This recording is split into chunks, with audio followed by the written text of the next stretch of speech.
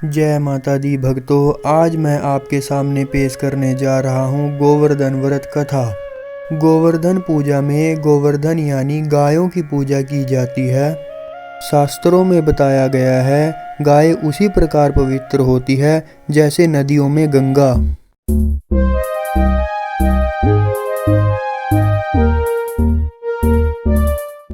गाय को देवी लक्ष्मी का स्वरूप भी कहा गया है।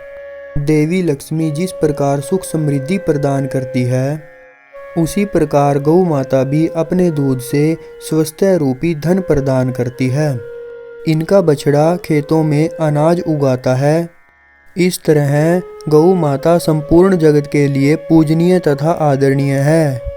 गौ माता के प्रति श्रद्धा प्रकट करने के लिए ही कार्तिक शुक्ल पक्ष प्रतिपदा के दिन गोवर्धन की पूजा की जाती है। इस दिन गोवर्धन पर्वत की पूजा का भी विधान है। इस दिन देश विदेशों से लोग गोवर्धन पूजा के लिए आते हैं।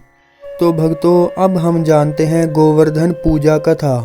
भक्तों, गोवर्धन पूजा के संबंध में एक लोक गाथा प्रचलित है। कथा यह है कि देवराज इंद्र को अभिमान हो गया था। इंद्र का अभिमान चूर्ण करने के लिए भगवान श्री कृष्ण, जो स्वयं लीलाधारी श्री हरि विष्णु के अवतार हैं, ने एक लीला रची।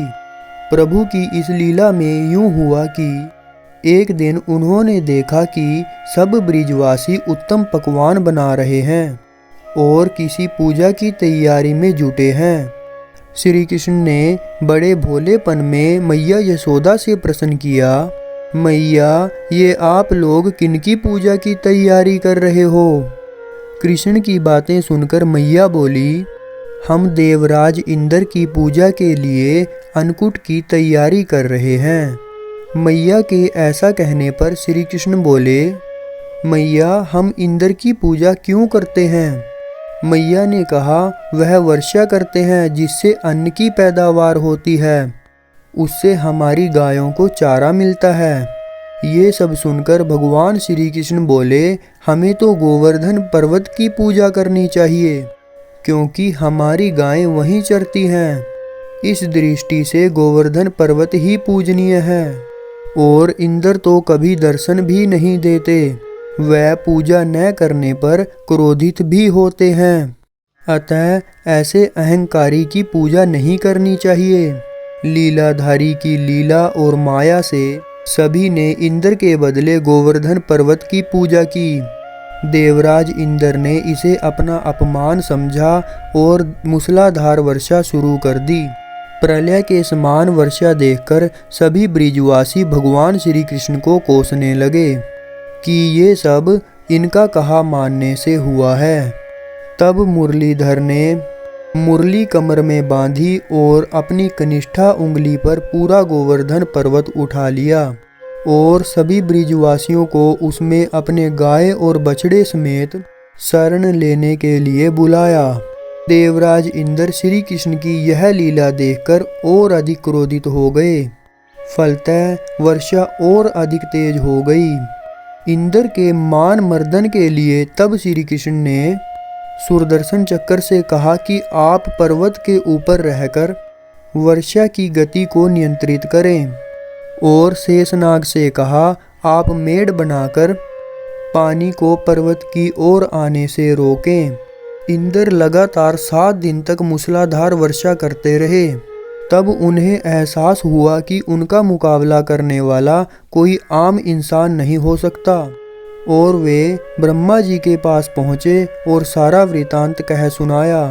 ब्रह्मा जी ने कहा कि आप जिस श्री कृष्ण की बात कर रहे हैं वह भगवान विष्णु के साक्षात अंश हैं और पूर्ण पुरुषोत्तम नारायण हैं। ब्रह्मा जी के मुख से यह सब सुनकर इंद्र बहुत अधिक लज्जित हुए और श्री कृष्ण से कहा, प्रभु, मैं आपको पहचान न सका, इसलिए अहंकारवश भूल कर बैठा। आप दयालु हैं और कृपालु भी, इसलिए मेरी भूल क्षमा करें। इसके पश्चात देवराज इंद्र ने मुरलीधर की पूजा कर उन्हें भोग लगाया। भक्तों, अब हम जानते हैं गोवर्धन पूजा विधि। इस पौराणिक घटना के बाद से ही गोवर्धन पूजा की जाने लगी। ब्रिजवासी इस दिन गोवर्धन पर्वत की पूजा करते हैं। गाय बैल को इस दिन स्नान कराकर उन्हें रंग लगाया जाता है व उनके गले में नई रस्सी डाली जाती है और गाय और बैलों को गुड़ और चावल मिलाकर खिलाया जाता है। तो भक्तों, ये थी गोवर्धन व्रत कथा और व्रत विधि। आपको कैसी लगी प्लीज़ लाइक शेयर और कमेंट करके ज़रूर बताना। और हाँ भक्तों, मेरी आने वाली कथाओं और कहानियों का स्मरण करने के लिए चैनल को सब्सक्राइब करना और बेल आइकन को प्रेस करना ना भूलना। जय श्री कृष्णा, जय माता दी।